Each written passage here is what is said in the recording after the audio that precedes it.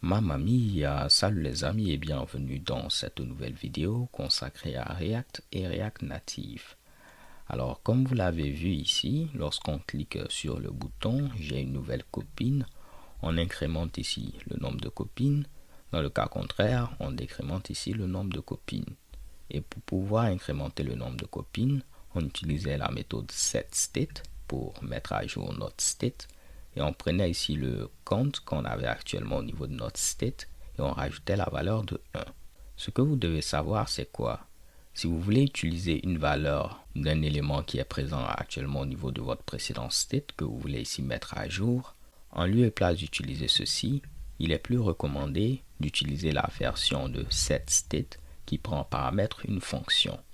Parce que si vous utilisez ici ce Mitsubishi là, le 10.state il peut être modifié de manière asynchrone. Donc s'il est modifié de manière asynchrone, la valeur peut ne pas être la valeur qu'on avait précédemment. Par exemple ici pour la première fois, la valeur peut ne pas être ici 0. Et si c'est une autre valeur, vous voyez qu'en réalité cela ne va pas incrémenter de 1. Si c'était par exemple ici 1 parce que cela a été modifié de manière asynchrone, vous aurez un problème, cela va afficher 2 et passer de 0 à 2 tout simplement. Donc si vous voulez ici modifier le state en utilisant une valeur qui est présente au niveau de votre state précédent, vous allez utiliser la version de setState qui prend en paramètre une fonction. Le premier argument qui sera passé à cette fonction, ce sera le state précédent, qu'on abrège très souvent prevState pour previous state. Et le deuxième paramètre ici, ce sera ici l'ensemble de vos props. Donc via ceci, vous aurez accès au state précédent et vous aurez accès à ce niveau-là à vos props. Je vais venir ici et je vais retourner maintenant ce que je veux avoir comme nouveau state. Donc vous définissez cette fonction et vous mettez à ce niveau là un return où vous allez définir votre nouveau state. Dans notre cas, on veut modifier simplement le compte et le compte ce sera ici le compte qui est présent au niveau du state précédent. Donc je vais mettre ici prevState.count auquel je vais rajouter la valeur de 1. Ok? Si on ne voulait pas utiliser les props, dans ce cas là on n'est pas obligé de les mettre. On pouvait utiliser simplement le premier argument qui sera ici le state précédent. Mais je voulais vous montrer que vous aurez accès à ces deux Mitsubishi là. Là, vous allez le voir, cela va fonctionner sans problème. On incrémente ceci et cela continue ici de fonctionner.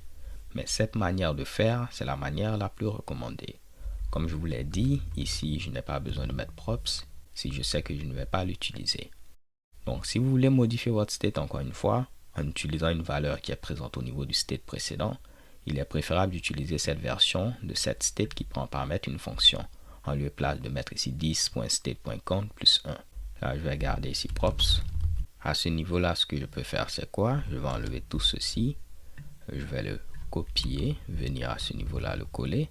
Et je pourrais mettre à ce niveau-là, si le state précédent est supérieur à 0, alors dans ce cas, on pourra ici faire -1.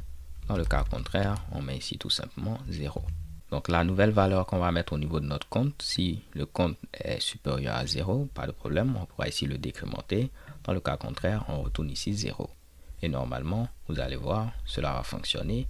Une fois qu'on arrive à 0, on ne peut pas ici décrémenter.